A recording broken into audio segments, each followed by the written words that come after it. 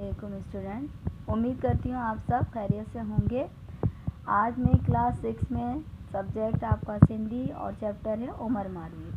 थरपारकर ज़िले जी नेगर बागलू पारकर तालिकी में भालू नाली ही गोट आहे। किन ज़माने में हिन गोट में बनपुर कबीली जा माठो आबाद है जेकी मारू सडिया है। यही गोट में खोल नाली हिक बनूर रहंदा हो। संदस साल जो नालो माडूरी हो जिनन मां केस बार मारवी ऐं लाको पैदा थिया। खोल जवानी में थी वफ़ात करी वियो तिन्हन करी गोट जी माठन माडूरी की पाली सा परटाई चढ़ियो।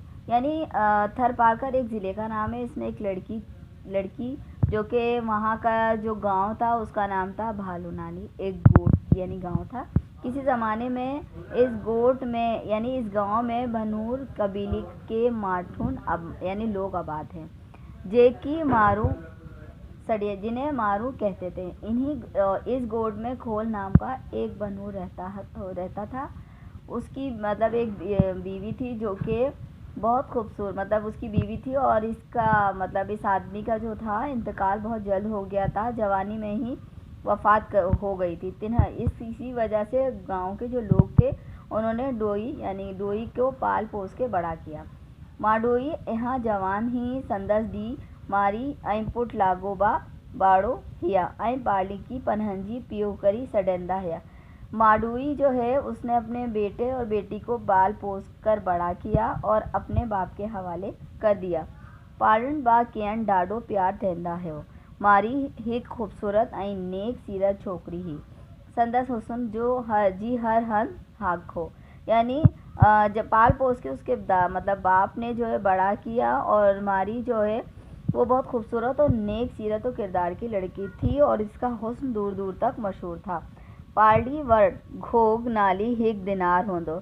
अब उसी जब जी इसको पाल रहे थे उसी जगह एक चरवाहा था जेको मारी की घणो पसंद करदो। वो मारी को बहुत पसंद करने लगा। मारी जिडन बड़ी थी वो जब बड़ी हुई तब पालन गेत नाली बनूर की संदस रिश्तो डिनिजो और वहाँ का जो एक रहने वाला था उसने गेत नामी उसने जो है इसके लिए रिश्ता भेजा। जिन्हन घोग की हिनगाल की खबर भी था हो पानी जी जो माल झंग में जडी कावड़ माँ हिलियो वियो हिंड बंड कंदो वीर बादशाह उमर सोमरी जी दरबार में वो जो था उसको ये बहुत बुरी लगा और उसने क्या करा ये जो बात थी उसने उमरकोट जो वहाँ का बादशाह था उसके दरबार तक पहुँचाया।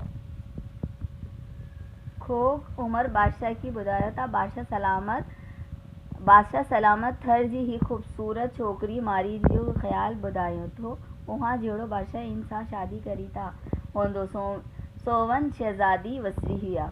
अब जब बादशाह को इस लड़की के बारे में उमर बादशाह को पता चला तो वो इस लड़की की खूबसूरती को यानी मारी को तलाश करने के लिए मतलब उसको ढूंढने के लिए वो यहाँ से निकल गया।